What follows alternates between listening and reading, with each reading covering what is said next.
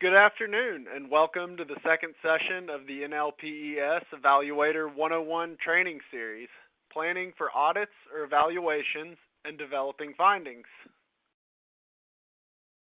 My name is Sam Hearn, and I'm an analyst with the Mississippi Joint Legislative Committee on Performance Evaluation and Expenditure Review, or PEER for short. I'll be moderating our webinar today. I'd like to thank the National Legislative Program Evaluation Society and the National Conference of State Legislatures for sponsoring this webinar. NLPES is the NCSL Staff Association for legislative staff involved in program evaluation or performance auditing. One of its key purposes is promoting professional development opportunities like this webinar for legislative staff. So we are pleased that we could bring this program to you today. This webinar is being recorded and will be archived on the NCSL website. Over the next 60 minutes, we're encouraging participation through our chat box, so feel free to type your questions and answer any questions in the chat box, which is in the lower left-hand corner of your screen. To build some comfort with the chat function and to also learn who's on the line today, I'd like to invite you to type in the state from which you're calling now.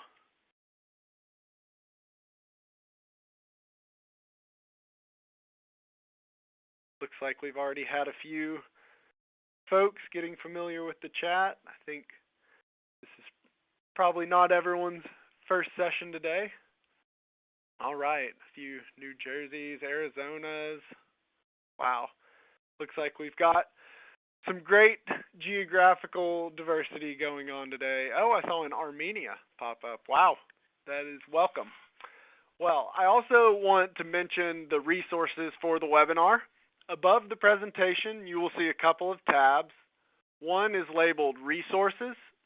Here you can find and download a PDF version of the PowerPoint as well as other handouts. Another tab is labeled Speaker, and this is where you can read short biographies for today's speakers. You can access these tabs at any time during the presentation. The instructors for today's second Evaluator 101 session are Leslie McGuire from the Georgia Department of Audits and Accounts and Jennifer Sebrin, one of my supervisors here at the Peer Committee. Before I hand it off to Leslie to begin today's presentation, I want to once again encourage everyone to submit questions that you may think of during both presentations today in the chat box. I'll be taking down those questions to pose to each of our presenters at the end of this session. Leslie, take it away. Great, thanks, Sam. Hi, everyone. Welcome. It's good to be with you all today. For those of you who I have not met, I'll just give you a little quick background. I have been with the Georgia Department of Audits and Accounts Performance Audit Division for 27 years. I spent the last 13 as director, and I'm looking forward to sharing some insights today that may be helpful to you in planning a performance audit or evaluation engagement.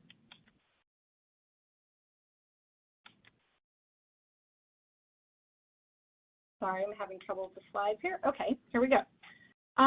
Today, I want to talk about planning in terms of the beginning phase of an engagement. That means an audit or evaluation, but I thought I would use that in generic term today. The planning of an engagement takes into account three major considerations: how much time you have to complete it, the number and type of resources you have available, and then the work plan itself, the things you plan to do as part of your audit or evaluation. All of these things are interrelated, and the challenge, of course, is to adequately balance the three so that you can complete your work and develop a high-quality product given the time and resources available. This will be something that you want to make sure you have a good understanding of as you begin any engagement, so discuss early amongst your team and your management to understand that. For today, I'm going to focus on the third cog of that wheel, which is how to develop a work plan for your engagement. So I'd like for you to take away a couple things. One is why it's really important to have a strong and well-developed work plan to guide your work. Next, I want to provide 3 methods that will help you do 2 things. One, gain a good understanding of the topic, program, or agency that you're reviewing, as well as begin to understand and identify research objectives that will be the basis for your work plan. And then I'll quickly, at the end, just provide a few tips for writing objectives that I feel are successful and useful for us in the Performance Audit Division that may be useful for you if you're not doing currently. So every office likely has a preference for what would be included in their work plan, and they may call it by a different name. It may be called an audit program, it may be called a scoping document. But whatever you call it, I'm sure there is variation. And the plans in your office, however, are probably likely to include some combination of the items listed here.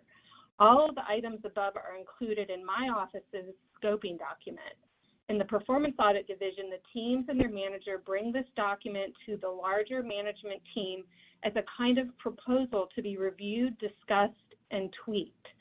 The scoping document and the scoping meeting allow us to attain agreement on the direction the team will take. So just a quick orientation for those of you who are not familiar, objectives are basically your research questions. These are the things that you want to be able to address and answer through your engagement. The scope, this is essentially the boundary of your audit or evaluation, and it's directly tied to your audit objectives.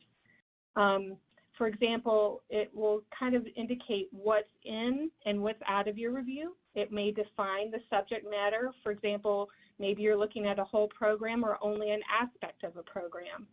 It should also explain the time period to be reviewed. In some cases, you might choose to look at 5 fiscal years, or perhaps you only have data for 1 fiscal year, so you want to put that in your scope.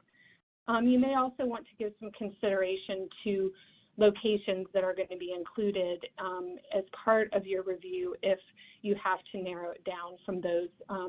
For example, if they have 15 district offices and you're going to look at 5, that may be something you want to include in your scope.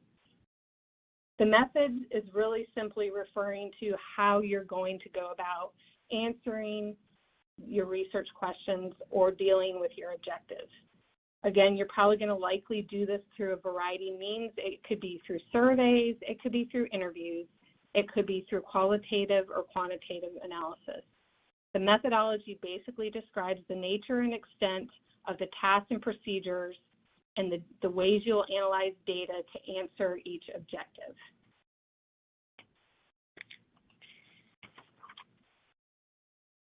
So it is worth time and effort to build a strong work plan. And the reasons I think this are important is, first and foremost, you really must ensure that the work you do yields sufficient appropriate evidence that can provide a reasonable basis for your findings, conclusions, and recommendations that will be in your report. Conversely, you want to avoid coming to wrong conclusions based on insufficient work. So this is why it's important to really think about the details of this in the early phases of your engagement. Of course, it also is a tool for getting early buy-in and agreement and direction on your approach. That can be internal to your office, but it also could be useful in communicating with those that you're evaluating. And then third, and importantly, because this is where Jennifer is going to jump in later, is it drives both your field work and reporting. You should use this document to help guide your work and focus it so you don't get too far afield, and then come back to it again when you're deciding how you're going to put your report together. So today I'd like to present 3 approaches to planning your engagement. They are designed to work in conjunction with the specific direction your office provides and how you should go about doing your research and developing your work plans. However, if the planning and research phase in your office is fairly open-ended, these approaches can also be used to help guide the work in this phase. So to build a useful work plan, you really must do two things. One is get a really solid understanding of the program, and two, begin to identify potential problems. In my experience, problem identification is one of the hardest things to do when you're new to performance auditing or program evaluation, and it becomes even more complicated as you move to team leader and get kind of some more discretion in deciding a direction. So these three approaches or methods, I think, will help provide ways to think about the work you do. It will help you logically organize and assess the information that you've obtained during this phase, and it can also, again, help identify potential objectives that you will focus on in your field work. So the first method I want to introduce is really kind of very simple. I call it the 6 questions framework.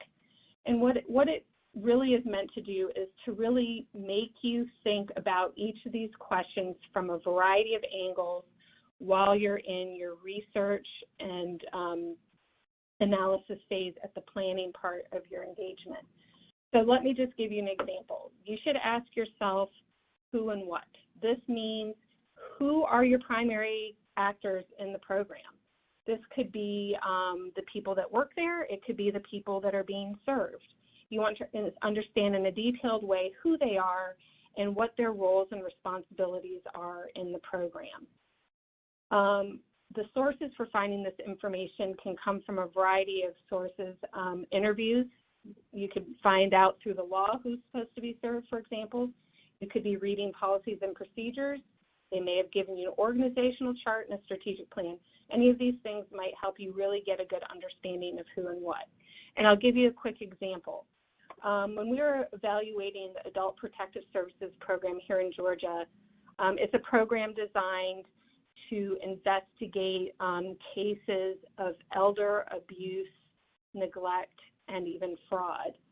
So, you know, we of course initially found out who all the members of the management staff were and what all their roles and responsibilities are, and we knew that it was supposed to be for people over 65 who could be served through this program. But as we continue to understand more, we also found out that there are additional people that we need to take into consideration. One was that not only do they serve elderly, they're supposed to allow people who are 18 and over with either a mental or physical disability to be served. As we dug deeper, we also learned something about mandatory reporters. These are people outside the program, such as the local law enforcement, GBI, district attorneys, and social services agencies, who also are providing assistance and reporting cases of abuse, neglect, or fraud to APS. So we had to dig deeper and understand who they were, what their roles were, in order to gain a good understanding. The question of how, this is by asking how certain processes work, you gain an insight into how a program or agency is meeting its objectives. You find out what's supposed to happen, and you may also, in an introductory way, find out what is actually happening. And sometimes there's a discrepancy between those two things. You could be finding these things out through interviews. You may also have policies or procedures or flowcharts. I will give you a tip, though, that oftentimes you may find that they don't have a lot of documentation of their processes, and so you have to kind of cobble it together. And this is where developing your own flow chart is a great tool to see if you have a really good understanding about how the process works. And as you draw that out, you may also find out where there are weaknesses in the process or gaps. I really encourage you to use graphical or visualization as part of your understanding of these questions. Okay, how much? This should be somewhat self-evident, but it's really important to ask how much from a variety of angles to help illuminate and develop your plan. When you ask how much, you're actually finding out magnitude and number. So you want to understand how many activities, how many widgets they produce, for example, how many people do they serve, how many staff do they have, what is their budget, how many locations do they operate, and then importantly, what are their outcomes, what are their performance measures. And you want to put this information into some kind of visualization that may allow you to see trends or magnitudes of things over time. I will also tell you that sometimes you'll run into a situation where they don't have any numbers, and so that should be a red flag. When there's an absence of basic information, this could indicate that they're not really sure what's going on in their program. So the question of where, this is just understanding where the services take place and where the people that are being served are located. Sometimes when you overlay those things, they don't actually meet up. And so using a map or even GIS spatial tools are really good ways to actually start to understand the where part of the program. When, this also is somewhat self-evident, but having this as context is really helpful. So you might want to document when the program started. It's also interesting to find out when major events have occurred. For example, if there have been changes in laws or rules or policies or even data systems, you would want to catalog when those changes occurred because it may be able to help you understand things that you're seeing in the data. So using a timeline is a great tool to kind of outline these major events that have happened within the program. And then lastly, the question of why. This is really fundamental. You really want to make sure that you understand why the program exists. Oftentimes, the law doesn't really say why these programs were created, but you do want to gain an understanding of why it exists. But another angle is to say, why are they doing the things they're doing? Why are the trends going in one direction or another? It's really important to be a critical thinker and think about why these things are happening. Questions of why can help you prevent you from completely buying into the current way that things are being done as an indication of the best way or the only solution to dealing with that problem. So please do ask yourself why from many angles when you're gaining an understanding of a program.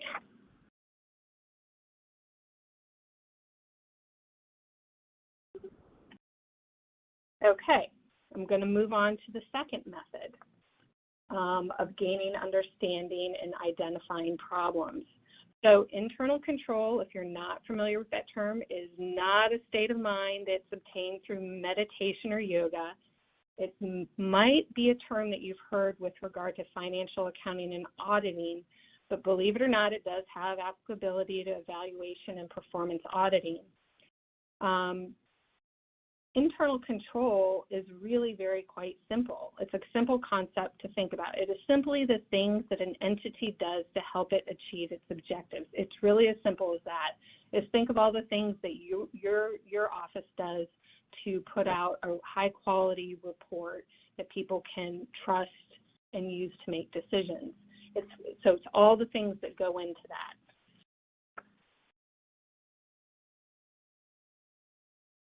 So entities that have a strong system of internal control run their operations efficiently and effectively. They're able to report reliable information about their operations, and they're able to comply with applicable laws and regulations.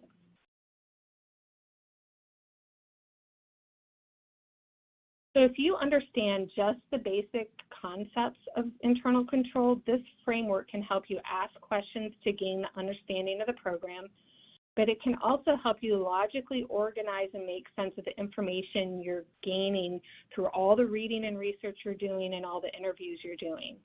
And then it can also even help you assess risk indicators in the program that might become future research objectives. This pyramid reflects 5 basic components of internal control. There's a lot more detailed information about internal control that can be obtained through the 2 sources listed in my slide. And your office may actually have a preference for one another, but no worries if this is a new concept and it's not something that your office talks about readily, it can still be helpful to you as you go about your work. So really quickly, I'm just going to cover what these things are. The control environment is the base or foundation. It's kind of a fancy word for organizational culture that the program operates in a holistic way. And this control environment is often a product of various things, such as tone at the top, practices that they have for hiring qualified people, their code of ethics, or the presence of policies and procedures to help guide and unify everybody around a set of objectives. The other layer is a risk assessment. Ideally, organizations or programs have assessed their own risk to identify things that might get in the way of achieving their objectives. And this assessment, even if it's informal, likely leads to their design and implementation of various processes, policies, procedures, reporting mechanisms, and all of these things come together to be called something called control activities. And these activities either prevent or detect something that might be in the way of getting in the way of them achieving their objectives. Monitoring is also an important aspect. If an organization or program doesn't have ways to monitor to ensure that its control activities are carried out, then those activities can degrade over time, making the organization become less effective and efficient and increase the risk of not meeting their objectives. And then if they're not monitoring that, that means leadership don't even know that they're having problems. And lastly is information and communication must be in place to ensure that risk is mitigated through the organization, and with information and communication flowing up and down and across the entity. So I really want you to think of internal control like a logic model. Let's say we're doing that performance audit of adult protective services. Their mission is to ensure persons age 65 and older and adults with disabilities are protected from fraud, physical abuse, and neglect. Now, they're probably going to have numerous objectives associated with its purpose or mission. For example, one of their objectives may be to ensure that only eligible people are assisted through Adult Protective Services Program. Another objective may be to ensure that there's timely investigation of reported cases so that they can minimize any imminent danger to this vulnerable population. Each of these objectives, whether they're explicitly stated by the agency or derived by you, will have a set of controls that are designed to achieve the objective efficiently and effectively. For the program's objectives, you may want to think about, one, do controls even exist? And if so, are they being implemented as intended? And if not, why? Are they designed well? Or is there simply poor communication in the form of policies and procedures or meetings that are the cause of that? It could be, actually, that the laws or regulations might actually be written in a way that interfere with the objectives being met efficiently and effectively. So a basic understanding of internal control can help you design questions for gaining that understanding, but it can also help you logically categorize the information you've gathered through the work you've done, and can be used later for identifying research objectives. The third method is probably not new to anyone. Benchmarking or developing criteria are very common and done across the board. I would argue, though, that some wait too long to do this, and so I'd like to make an argument this should be done early. It should be done during this planning phase. It's the process by which you are going to figure out how you will determine if an entity or even a process is effective, efficient, or doing what it's supposed to do.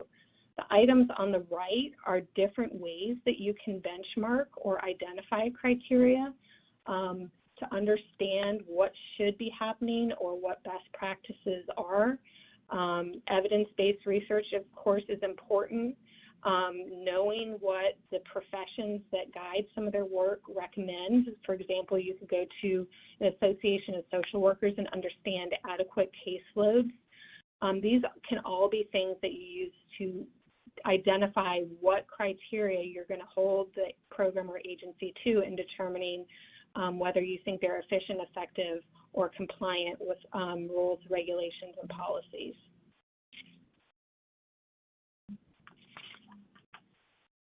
So now that you've gathered the information you wanted to through one or more of those methods, how do you decide what you will focus your review on? This first critical part of your plan is really designing research objectives, and there's no exact way to go about doing this, but here are a couple of objectives. Many offices prefer to focus their limited resources on areas where they can have an impact, which is the same as saying they'd rather focus on where they think there are known problems that they can make recommendations for improvement. Based on this approach, you'll want to build your objectives around the red flags that you discovered during the methods that I just introduced to you. So for example, through that process, you may see that there are control weaknesses, or maybe there are no controls in those 5 areas that I mentioned, or in one of those areas. So that could be a source of an objective.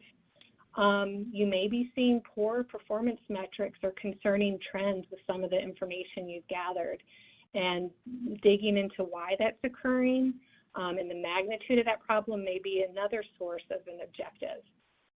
Of course, the gap between what should be happening and what is actually happening using your criteria is another red flag that could become an objective in your plan. But another approach to think about developing your objectives is to simply think about what the program or agency does in terms of its core functions or mission. You can build a whole plan about reporting out how they're doing with regard to these things. Another thing to do is if you have a request, for example, from a legislator, you already know what they want to understand better, so you build your objectives around answering those questions. I would argue, though, that you can still use these red flag methods that I mentioned first to develop tasks and methods under these objectives that have been approached from maybe from a less risk assessment approach. So I wanted to move on and give a few tips for writing objectives. I would recommend wording objectives in your audit plan as questions and avoiding writing them in a way that will derive a binary answer of yes or no. I think we all know that a lot of times there's a lot of gray in between.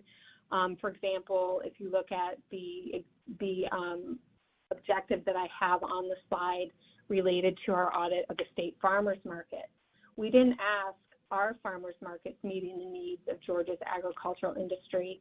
We asked to what extent, because we think that there could be some gray area and there could be some variety of ways to try to measure that. So I think that is very important. The other thing is you want to make sure that once you have decided on an objective or a collection of objectives, that all the tasks and methods that fall under that cover all the elements of the finding to make sure that you, again, have complete and sufficient information to support your conclusions for your report. And my parting advice is how to move forward with your plan. Let's say that your plan has been approved and you've got the go-ahead to move into field work. Here's what I recommend. Throughout field work, you want to ask yourself often, what is the answer to my question or objective today? This will help you assess whether you have enough. It'll help you assess what more you need. It may also tell you that you need to make some changes to your plan in order to meet your timeline. You may have obstacles that you've encountered. So it's really important to actually walk through the process of asking yourself, how would I answer this question today? So the other part I want to mention is work plans will be modified. They are not static documents. They will evolve as you do your work. As much planning as you do often gain new insights, and you may encounter obstacles you hadn't anticipated that may require you to go back and revisit your work plan, and that's okay. But it's just important to not only just try to stick to them religiously, because you may want to take into consideration changes that are occurring as you do your work. And then, of course, this is where I'm going to transition over to Jennifer, but the objectives and the answers to the objectives should serve as the foundation for the findings and conclusions in your report. So Jennifer, that ends my part of the presentation. I'd like to hand it over to you and teach everyone what you know about findings. Okay. Thank you, Leslie. My name is Jennifer Seaburin, and I'm a principal analyst with the Mississippi Peer Committee. I've been with Peer for about 15 years, and I'd like to just give a special thanks to Dr. Max Arender, who you might have heard in the last session as a founding father. He was Peer's director for about 20 years, and he mentored me on developing and writing findings in the earlier part of my career. So now I'm going to delve into finding development with y'all and teach you about it as a continuous process as you move from planning throughout field work, and it leads you right into the report writing phase. So we're going to start our discussion talking about the 5 elements of a finding, because I really think this is the most important thing for you to learn today. The 5 elements of a finding are absolutely critical to developing a good finding because they each answer an important question that the reader needs to know and understand. If you become familiar with these elements and how they relate to each other, you'll have what you need to be able to write a good finding. So the first element is the condition, and the condition answers the important question, what's the problem? And that's always what we're looking for when we're working on projects, right? The problem. And the way that we know what the problem is or the condition is that we find it and document it during fieldwork through our analysis. Tomorrow's session on fieldwork, which I hope you're able to join us, will give y'all more information on gathering and compiling evidence, and we rely on that evidence to tell us whether there's a problem. A few common examples of conditions that we see are noncompliance with law or policy, an inefficient process, or a program not meeting a goal. The next element is the criteria, and the criteria answers the question, what should be, says who? And Leslie went over this a few minutes ago. The criteria is really the standard for determining whether there is that gap between what is happening and what should be happening. And I will echo Leslie on the fact that if you can determine your criteria as early as possible, put it into your project plan, it's going to make your life so much more easier in the fieldwork phase. But your criteria does depend on your evaluation objective. Here I've listed some common criteria we use in program evaluation, but Leslie mentioned a lot of these already. State law, program goals, agency policy, those are all pretty easy to back up. Best practices, as Leslie mentioned, you can find usually a reputable national source or organization associated with whatever topic you're looking at. Generally accepted accounting principles for financial audits, performance of similar entities, look at what other states are doing. We have great opportunities for recommendations by looking at what other states are doing. And sometimes professional judgment can be your criteria. We do actually fall back on that from time to time. At Peer, we like to call that our reasonable person standard. So the next element is the cause, and the cause answers the question, why is the condition happening? And even more importantly, what is the underlying reason the condition occurred? And the cause can result from a number of plausible factors. Your job as an analyst is to show the reader the link between the condition and the cause or the causes. And a lot of times there are multiple causes for a condition. One of our peer reports a few years ago showed that the data in our state vehicle management system was just horrible. And we found so many causes for that we made it a whole chapter in one of our reports. And the chapter was titled, What Has Caused the Deficiencies in the State's Vehicle Data? So just remember, you're constantly looking at multiple causes usually. But the key to finding out causes is asking a lot of questions. And this is where your critical thinking and analytical skills come into play. You are responsible for assessing whether the evidence provides a convincing argument for why a stated cause is or is not a key factor contributing to the problem or the condition. So we've listed some common examples here: poorly designed or missing policies, inconsistent, incomplete, or incorrect implementation, management issues, and factors beyond the agency's control. Our fourth element that you need to know is the effect. And the effect answers the question, so what? And you might have heard your manager already say this to you. I know I have heard it before, the oh so important who cares question. The effect measures the result of the condition. And some common examples includes increased cost, which we know a lot of legislatures are very focused on that, low performance, harm to the public. And the effect really demonstrates the need for action for your recommendation, and the effect is a huge part of the message of our reports. And then the recommendation is the last element. How do I fix this problem? Recommendations should not be a last-minute deal. They really need to be developed with the same level of analytical rigor and precision as the other elements. You're trying to fix the problem. So, write recommendations to fix the causes, but you're going to sell your recommendations based on the effect, because that's the so what, and that's what the reader cares about. So, those are the 5 elements, and if you're attending tomorrow's session on fieldwork, John Courtney will be talking about these elements again while walking through a case study, so looking forward to that. Okay.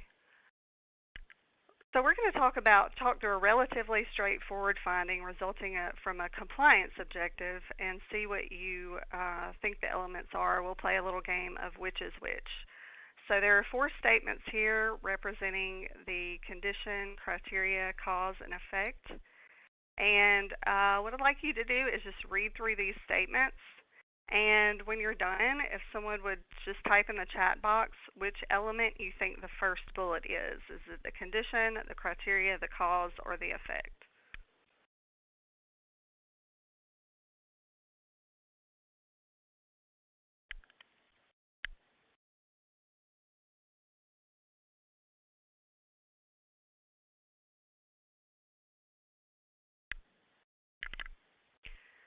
And the first bullet is grant guidelines that define eligibility requirements.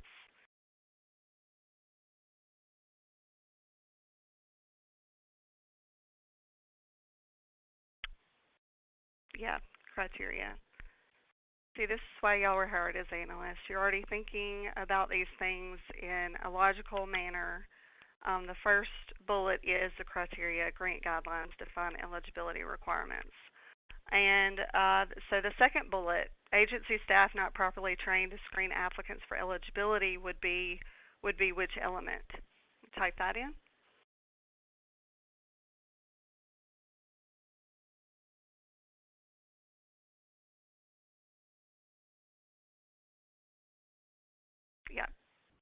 Yep. Cause. It's the cause for this compliance objective. There's a training issue. And so the $5 million in grant funds, I'm just going to move forward so we can move ahead in terms of time. But the $5 million in grant funds spent on services for ineligible applicants rather than eligible would be your effect. And then lastly, agency staff approved ineligible applicants who subsequently received services. That would be your condition. We're going to take this example and put it in a logic model because I think this will help. Because the specific elements needed for any single finding will depend on that particular objective, but the relationship among all of the elements of the finding is fixed. So if you can understand the relationship, then you can understand which element is which. The criteria is related to your objective. It's the basis for your evaluation. You see it at the top. Grant guidelines in the previous example. In the model, the condition is located directly under the criteria, and this is where you see if what is happening is consistent with what should be happening. And if not, then you have a gap, you have a problem. In the model, the cause also relates to the criteria. It tells us why the criteria wasn't followed. And in this example, it was a training issue. The effect also relates to the criteria. It's what the criteria is meant to prevent. Here, it was money spent on the wrong group of people. Recommendations must address your causes. They can also address your condition and your effect. I want to take out the 3 middle elements, the cause, condition, and effect, and go over that with you because I think one of the more challenging parts of a finding is figuring out if something is the cause, condition, or effect. So I like to think about it this way in terms of there's 2 cause-effect relationships. First, the cause causes the condition, and secondly, the condition causes the effect. So cause to condition, condition to effect. And as I mentioned before, don't focus on a single cause. If you focus on only one cause, you may leave out a very important part of your finding, but do focus on a single condition. This just helps keep things clean and organized. If you start writing about multiple problems or conditions in one finding, your reader is just going to get lost. So let's talk about what makes a good finding. First and foremost, it includes the 5 basic elements. Also, it's easy to understand why there's a problem. As a manager, when I read a good finding, I can see that you've laid out your criteria and your condition, and yes, I can see there is a disconnect, a gap there. A good finding uses facts, not opinions or impressions. You want the reader to know that the work is unbiased. Support is relevant and sufficient. Again, more on that tomorrow in the fieldwork training. Also, logic leads the reader to your conclusion. When someone reads your finding, it's expected they're going to come to the same conclusion as you. In a good finding, the problem is serious enough to warrant action, so that tells me that your effect statement is strong. It's really what's going to get people's attention. And it's easy to read and understand. It's organized and concise. If you're a good writer, that's awesome. If you know that concise writing is not your strong suit, maybe that's something you could work on with more experienced, better writers in your office to hone that a little bit. Now, the bad finding. The bad finding must be read several times to be understood. This is usually just a result of poor writing, as we just talked about. Also, the bad finding can't tell who did what. So we don't use excessive passive voice in program evaluation in our writing because the reader doesn't need to decipher who did what. Sentences written in active voice not only are easier to read, but they also add impact to your writing. Bad findings have vague and general language. In the type of work we do, we need to be very direct about what we're saying, so don't let the reader have to interpret what you're saying. Lots of jargon. Nobody likes to read a lot of jargon. It's very hard to follow.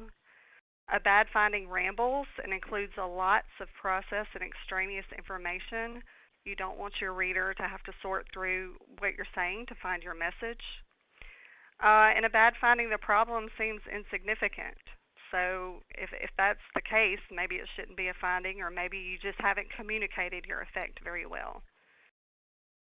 Criteria can be imprecise, shallow, or debatable. Hopefully this would be discussed early on in the planning phases before it's even put into your project plan. A superficial effect, maybe you found something that doesn't quite rise to the level of a finding because the effect is not strong enough. Not enough information for the reader to reach your conclusion. That tells me you just haven't laid out your elements very well. And then finally, a limp recommendation or a recommendation not linked to the underlying cause, so it's not going to fix the problem. And there are a few primary reasons that I've seen why good findings go bad, other than poor writing. And analysts can get too involved in the process or the data a lot of times and forget the purpose of the evaluation or the question you're trying to answer. So it helps to go back to your objectives every once in a while and remind yourself of the question that you're trying to answer. Another reason that good findings go bad is that sometimes an analyst doesn't focus on what is needed to be able to write a finding. Always keep report writing in mind when doing your field work. Ask yourself, what do I need to do to be able to write this up? And those 5 elements, where are my holes? So in the interest of time, I'm going to skip that example. But we do have, I wanted to go through these. These are just overall finding statements that I wanted to go over with you, representing one good and one bad. The first one, because state law does not specifically authorize the Board of Licensed Counselors to perform background checks on applicants, the board accepts applicants' self-reporting of criminal history rather than utilizing background checks resources available to it. As a result, the board may not be able to protect the public from applicants who do not disclose criminal histories and subsequently obtain counseling licenses. And then the second example, the Board of Licensed Counselors uses a poor method for determining whether applicants have actually committed crimes. While the second finding statement is more concise, The first one is clearly a much better finding. The reader can follow the logic here. Okay, the law doesn't give the authority, so their board doesn't perform the background checks, so they accept self-reporting, and that puts the public at risk from criminals who obtain licensure. It tells a whole story here. In the second example, the reader is going to have to fill in a lot of gaps. The board uses a poor method, don't know what that is, to determine whether applicants have committed crimes. Okay, you can infer that that's a problem, but the writer hasn't clearly stated what the problem is, and you're kind of left wondering why the board has been so careless about this. So the reader could fill in gaps and create their own story that is not what you intended as the writer. Again, for time's sake, I'm just going to go through that. So after you've written up your finding, it's good to run it through some tests. So first of all, does it contain the 5 basic elements? Secondly, have you really identified the problem? Why is not meeting the criteria a problem? Who cares? And is it accurate, truthful, and have you told the whole story? And you can check yourself as you learn more. Work on your findings, run them through the test multiple times. And then I have some final tips for developing findings. Start with solid criteria on the front end, as Leslie said. Put it in your project plan so that you already know what you're comparing your evidence to. Start writing your findings during the fieldwork phase. Use an outline. I'm going to show you what we use at Peer in just a minute. If your office doesn't use anything, you're more than welcome to use it. Start outlining your draft report early. This way you can start seeing what holes you have and what elements you need to fill in.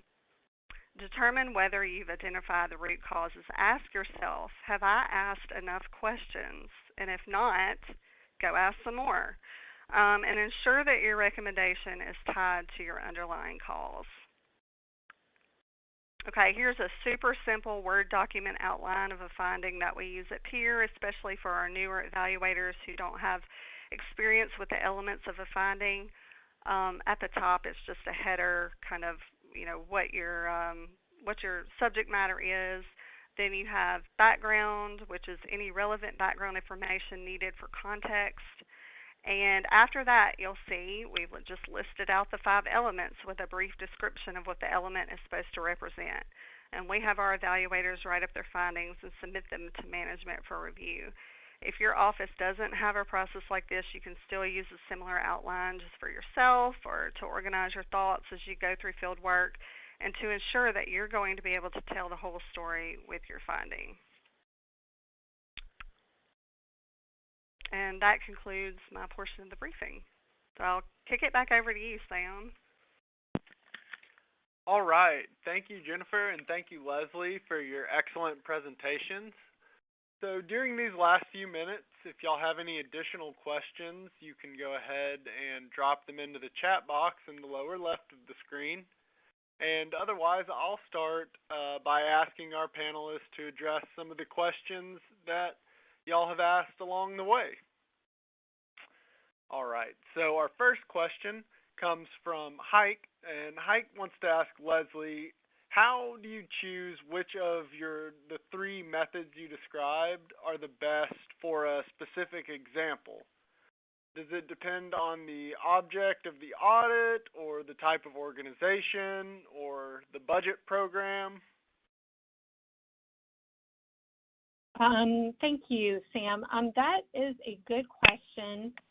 I think that I would argue that really all 3 methods can be useful for any program. I presented 3 because a lot of offices have, for example, steps that they require you go through during your planning and research phase. Like they may have you research the law and do walkthrough interviews with every member of management. And so all of those things may be required already. So they can be methods to direct your work, but there are really more ways to organize everything you've obtained through the various methods that maybe your office directs you to do each time you start an engagement. So I don't know that there's really one best one. Any of them would work, but the combination of the 3 would be really strong. All right, that's great. Thank you, Leslie. I'll jump down to a question that Brent Packer just asked, and it seems to be for Jennifer. Do you think you could go into what tools or methods that we could use to determine root causes when developing those elements of a finding? Okay, what method? Okay, so to get your causes, you know, like I mentioned before, I think the best, most effective way to get to your causes is asking a lot of questions. So, I don't know, I can't remember. There's some audit standards about asking why 5 times. I don't know that that's necessarily like, you know, what you have to do, but I think once you start asking why a lot, you just information piles up, and you can really start seeing what the underlying reasons are. Ask different people the same question, the same why questions, and so you can start seeing some different perspectives. But, you know, it is hard because there can be, like I said, a number of factors contributing. Um, but you know, that's our job, is to root out the causes. All right, and going off that, Catherine Dry had asked a similar question on causes, specifically for the poor management example, and having good ways of defining that. And I thought when I saw that question that, you know, asking a lot of questions, using your interview skills to see, you know, get some opinions that might be able to guide you in finding that, you know, more documentary evidence that's going to point you in the right direction if you're at a point where you think that poor management might be a cause of a problem.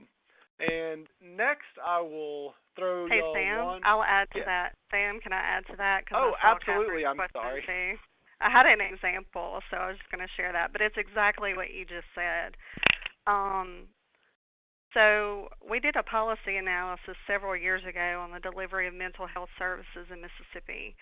And we found that while the rest of the nation was moving towards more of a community-based system for mental health, based on a Supreme Court ruling for states to do that, Mississippi was still focusing its resources on an institution-based system. And so we were doing a policy analysis on that, and our state mental health agency kept telling us that, you know, funding was the issue, which, by the way, you're going to hear that a lot from agency personnel. But based on our field work and our evidence, that we, after a bunch of interviews, and our evidence showed it was a management issue. The board didn't have a good strategic plan to show how this transition was supposed to take place, nor did it work on reallocating resources toward that effort.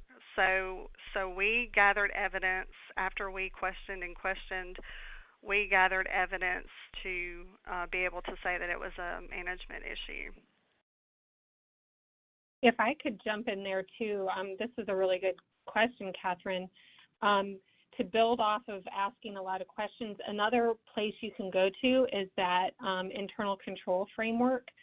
Sometimes it's more helpful to try to articulate what about the management is poor. And if you go to some of the sources that I mentioned, as well as just the simple pyramid, you might find out that what's causing poor management is they're not communicating well, there's poor information flow, there could be a bad tone at the top. Any number of those things could be telling you kind of this, peeling back the onion and understanding why. That could help you kind of get a little more focused on what part of management is suffering and help you develop a stronger recommendation. All right, thank you to you both for that answer. Angela poses a question, and I'll let each of you, maybe Leslie, you could jump back in first, take a crack at what the typical length of findings are in the typical report for your agency. Oh, good gracious. Let's just say 2 pages would be ideal. I don't think that we always stick to that, but any longer, it is really hard to keep someone's attention. Of course, if you can put some graphics in there and some white space, perhaps longer, but shorter is always better, in my opinion. Yeah, I agree. I think 2 pages is ideal. I know that some people would say, don't say a page number, but I mean, I think if you were just in your head trying to figure out, okay, how long, should a finding be, I think 2 pages is a good estimate. And I will say I've written finding statements that have gone directly to Jennifer.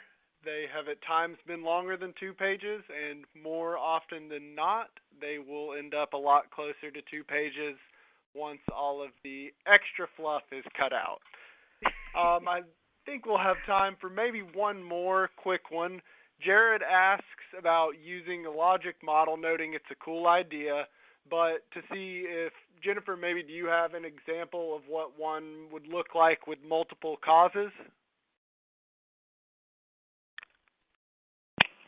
Well, so in the logic model, you could just, is easily replace the word cause with causes, because if you have multiple causes for the same condition, which that's what you're wanting, you're not wanting to intermingle different conditions with different causes. You want one condition and multiple causes typically. So it'd look the same. Just where you have cause, it'd just be causes. And I probably should have put causes in there. That would have made more sense. So, All right. Well, thank you all for the answers to the questions. And if we didn't get to your question, feel free to drop it in the chat, and we'll see if we're able to get you an answer in the near future. Sorry about that. All right. Thank you to our instructors, and thanks to all of y'all out there for joining us today.